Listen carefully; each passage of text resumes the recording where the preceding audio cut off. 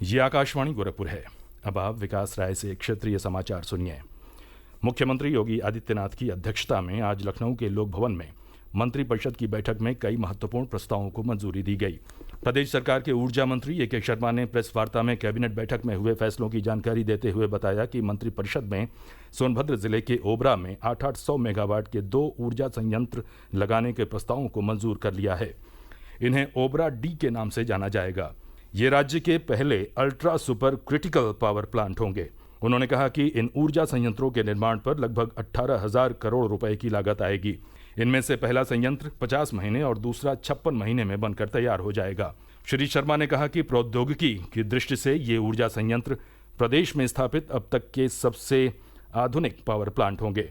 उन्होंने इन ऊर्जा संयंत्रों की स्थापना को प्रदेश सरकार का ऐतिहासिक और बड़ा फैसला बताते हुए कहा कि प्रदेश में इस समय कोयला आधारित ऊर्जा संयंत्रों से बिजली उत्पादन की कुल क्षमता लगभग 7,000 मेगावाट है। उन्होंने कहा कि 1,600 मेगावाट के ये संयंत्र बन जाने से राज्य में बिजली उत्पादन में बढ़ोतरी होगी और लोगों को अधिक और सस्ती बिजली मिल सकेगी। उन्होंने कहा कि प्रदेश में बिजली की लगातार बढ़ रही मांग को पूरा करने में भी ये ऊर्जा संयंत्र सहायक साबित होंगे। इसके अलावा मंत्रिपरिषद ने रामपुर जिले में रामपुर शाहबाद बाजपुर मार्ग पर 57.5 किलोमीटर से अधिक के सड़क मार्ग के चौड़ीकरण और सुंदरीकरण के प्रस्ताव को मंजूरी दे दी है। कृषि मंत्री सूर्य प्रताप शाही ने बताया कि कैबिनेट ने मिर्जापुर में मां विंध्यवासिनी कॉरिडोर के विस्तारीकरण और सुंदरीकरण योजना के तहत पार्सल 1 से 5 में जन सुविधा के निर्माण के लिए अतिरिक्त भूमि अधिग्रहण और निर्मित भवनों के ध्वस्तीकरण तथा मलबा निस्तारण का प्रस्ताव भी मंजूर कर लिया है। कैबिनेट ने चित्रकूट में रानीपुर टाइगर रिजर्व के पास पर्यटन विकास के लिए भूमि अधिग्रहण का प्रस्ताव भी मंजूर कर लिया है। इसके अलावा केंद्र सरकार द्वारा मिशन वात्सल्य योजना के नए दिशा निर्देशों को अंगीकार करने के प्रस्ताव को भी मंत्रिपरिषद ने स्वीकृति दे दी है। अयोध्या में निर्माणाधीन राम मंदिर के गर्भगृह में भगवान श्री राम की मूर्ति की प्राण प्रतिष्ठा अगले वर्ष 15 से 24 जनवरी के बीच उपयुक्त तिथि पर की जाएगी। श्री राम जन्मभूमि तीर्थ क्षेत्र न्यास के महासचिव चंपत राय ने कहा कि राम मंदिर के भूतल का निर्माण इस वर्ष अक्टूबर महीने तक पूरा कर लिया जाएगा।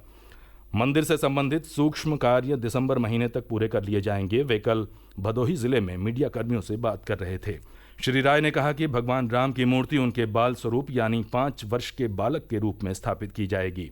उन्होंने कहा कि मंदिर के प्रथम तल पर राम दरबार स्थापित किया जाएगा। मंदिर के द्वितीय तल से जुड़े प्रश्न पर श्री राय ने कहा कि अभी तक द्वितीय तल पर किसी मूर्ति को स्थापित करने को लेकर कोई निर्णय नहीं लिया गया है। मंदिर का निर्माण इस तरह से किया जा रहा है कि अगले 1000 वर्षों तक इनमें मरम्मत की कोई आवश्यकता नहीं होगी। सीबीआई ने गोंडा जिले के डाकघर बड़गांव के पोस्टमास्टर को 12,500 रुपए की रिश्वत लेते हुए गिरफ्तार किया है। सीबीआई ने एक शिकायत के आधार पर यह कार्रवाई की। पोस्टमास्टर पर 50,000 रुपए की एनएससी के परिपक्व हो जाने पर 10,000 रुपए की रिश्वत मांगने का आरोप था।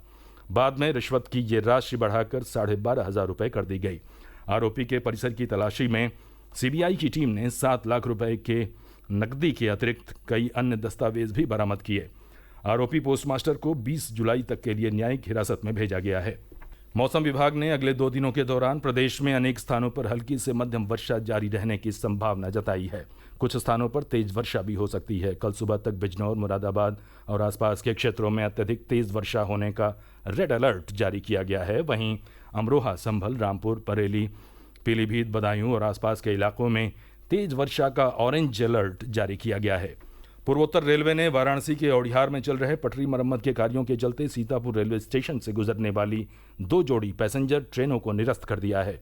जिन रेलगाड़ियों को निरस्त किया गया है उनमें गोंडा सीतापुर और सीतापुर शाहजहांपुर पैसेंजर ट्रेन शामिल हैं। ये रेलगाड़ियां 14 जुलाई तक निरस्त रहेंगी। गाजियाबाद में आज सुबह एक भीषण सड़क हादसे में 5 लोगों की मौत हो गई। दुर्घटना दिल्ली मेरठ एक्सप्रेसवे पर क्रॉसिंग रिपब्लिक इलाके में उस समय हुई जब गलत दिशा से आ रही एक स्कूल बस से तेज रफ्तार एक कार टकरा गई। टक्कर इतनी जोरदार थी कि कार सवार 5 लोगों की मौके पर ही मौत हो गई, जबकि 2 अन्य गंभीर रूप से घायल हो गए। मृतक मेरठ जिले के मवाना थाना क्षेत्र के रहने वाले थे और खाटू श्याम के दर्शन के लिए जा रहे थे। हादसे के समय बस में बच्चे सवार नहीं थे। समाचार समाप्त हुए। नमस्कार।